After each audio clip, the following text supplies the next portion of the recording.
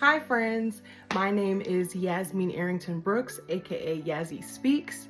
I have been in the nonprofit industry for 14 years now.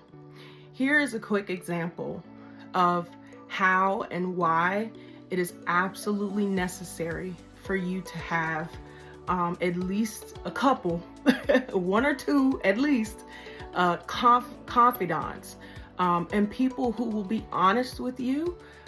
And here is an example of how that actually helped to change my life, the trajectory of my life, and also the quality of my life in the nonprofit sector. So here it goes. There is a woman who, she's still in the nonprofit sector, but at the time when I met her, she accepted a position as the executive director of an existing nonprofit, more specifically a scholarship program for high school students, transitioning to college. And I had been a recipient of this particular scholarship when I was in undergrad. And so we just really clicked. We had a fondness for one another. And she invited me to lunch. We went to sit down, break bread together, had a wonderful conversation. And somewhere along the line, we were able to share some of our frustrations and challenges. And we were just kind of exchanging not only frustrations, but also, advice, or, well, this is how I have dealt with this, and this is how I've dealt with this, right? That kind of thing. And the topic came up about salary. Now, mind you, I was much younger. I was still an adult. I was much younger. I want to say in my early or mid 20s. And she did this knowing, I believe, that she could trust me, that I was not going to carry that information anywhere else, aside for what it to help me in my career and in my journey. She actually shared with me her salary. And now let me preface this: that is not something that you should, in most cases, that you should share with people. But like I said, this was a particular context. And we had already built up a very positive rapport, and there was a level of trust. And we also were not within the same organization or the same company. So there was no threat, right? There's no feeling of competition. There was none of that. And you guys, when she told me her salary, like, my jaw dropped. And so she was basically helping me to see that I was being underpaid. And she gave me some other tips too, right? Now, mind you, this was before I learned that large companies like Candid, formerly GuideStar, and some other think tanks, universities, like different places that produce research.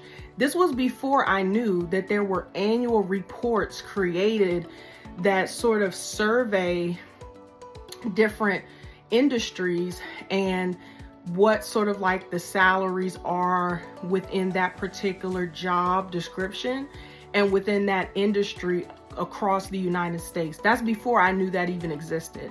So now, because she empowered me, she entrusted me, but she also empowered me with this information, I was able to then advocate for myself.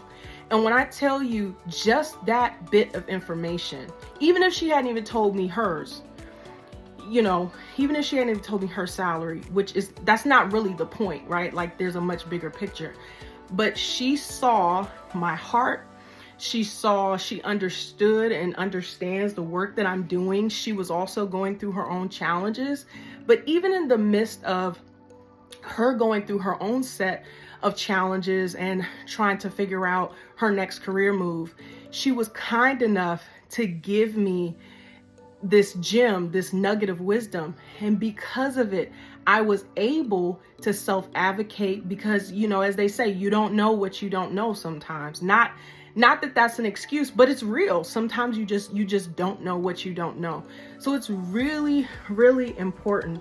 And you have to be careful. You have to use discernment, because you know the saying, not every smiling face is a friend. That is very true. It just is, unfortunately. And so not everyone who comes with a smiling face, with the pom-poms, not everyone is really going to be supportive of you. And I don't advise, under most circumstances, to give out personal information to that extent. However, if you see someone, or you get to know someone within whatever the industry that you're in, now some cultures do this better than others, but this can also be cross-cultural. And that's sometimes we have to get out of our heads thinking that we always have to be surrounded by people who look like us. And that goes for anybody, right? Because we can learn. I have learned things from so many different people that my mind is so open. I never assume that people know something or they don't know something, because I'm always learning from people across generations, across cultures. Anyway, I'm gonna stop it because it's getting kind of long, but that's just a nugget that I wanted to share. Having people in your corner who will be transparent and honest with you, and help you out when they see you struggling,